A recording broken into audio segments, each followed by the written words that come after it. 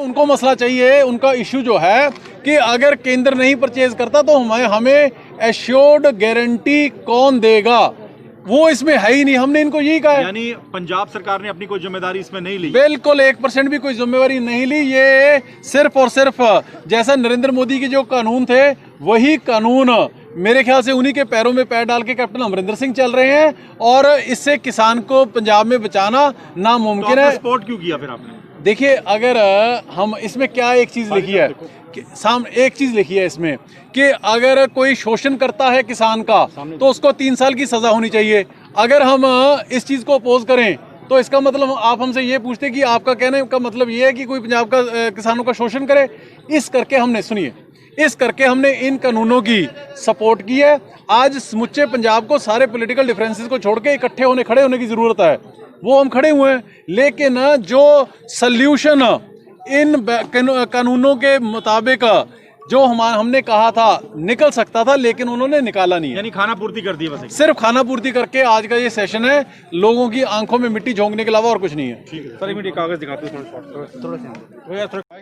Sir, जो bill आज पंजाब सरकार लेकर आई है, आम आदमी पार्टी किस तरह से देखती है? देखिए, जैसा हमारा पहले ही खदशा था कि ये प्रटेंड तो किया जा रहा है कि हम पता नहीं क्या लासानी कानून लेके आ रहे हैं, लेकिन नो डाउट हम आम आदमी पार्टी इन कानूनों की सपोर्ट करके आए हैं, इन मतों की सपोर्ट करके आए हैं, क्योंकि आज समूचे पंजाब को इकट्ठे एक साथ खड़े होने का ही मकसद बनता है, ड्यूटी बनती है।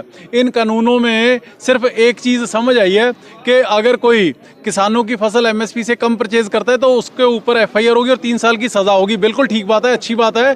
किसानों का शोषण करने की इजाज़त किसी को भी नहीं दी जानी चाहिए, लेकिन प्रॉब्लम बीमारी ये तो है ही नहीं। बीमारी ये है कि अगर साल 1.5 साल बाद केंद्र सरकार हाथ खड़े कर देती है कि हम जो 60,000 करोड़ रुपए CCL के रूप में देते हैं, जो स्टॉक परचेज करते हैं, हम वो पैसा नहीं देंगे, तो वो 60,000 करोड़ कहाँ से आएगा?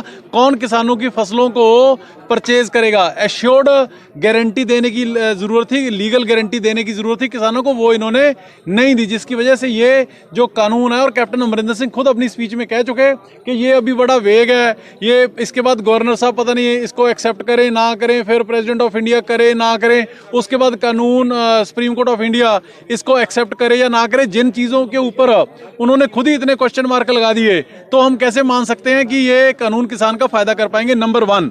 नंबर 2, सबसे इंपॉर्टेंट बात है कि जिन 3 काले कानूनों को रद्द करने की कैप्टन अमरिंदर सिंह ने आज बात की है और ये स्पेशल सेशन बनाया गया है, उन 3 काले कानूनों को तो कैप्टन अमरिंदर सिंह की पंजाब सरकार ऑलरेडी पंजाब में इंप्लीमेंट करी बैठी है ऑलरेडी। मैं उसकी एक एग्जांपल दिखाता हूँ। ये एक मार्केट कमेटी अबोहर का केस है, जहाँ पे एक private company Hindustan farm direct ingredients private limited, ये कीनू की केयर का काम करते थे।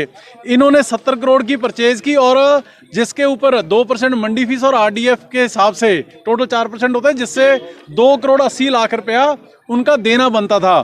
जब ये काले कानून बन जाते हैं तो वो प्राइवेट कंपनी क्या करती है, एक वकील से एक टुट्टा सा एक लीगल नोटिस भेजते हैं सरकार को, और उसके बाद पंजाब सरकार दोबारा एक चिट्ठी निकालती है 13 अगस्त को, जिसमें लिखा जाता है, एंड में क्या लिखा जाता है कि क्योंकि जो भारत सरकार वालों 3/6/2020 ਨੂੰ ਜਾਰੀ ਕੀਤੇ ਆਰਡੀਨੈਂਸ ਲਾਗੂ ਹੋ ਚੁੱਕੇ ਨੇ, ਇਸ ਦੀ ਵਜ੍ਹਾ ਕਰਕੇ ਨਾ ਪ੍ਰਾਈਵੇਟ ਫਰਮ ਨੂੰ ਲਾਇਸੈਂਸ ਲੈਣ ਦੀ ਲੋੜ ਹੈ ਤੇ ਨਾ ਹੀ ਮਾਰਕੀਟ ਫੀਸ ਤੋਂ ਛੋਟ ਦਿੱਤੀ ਜਾਂਦੀ है।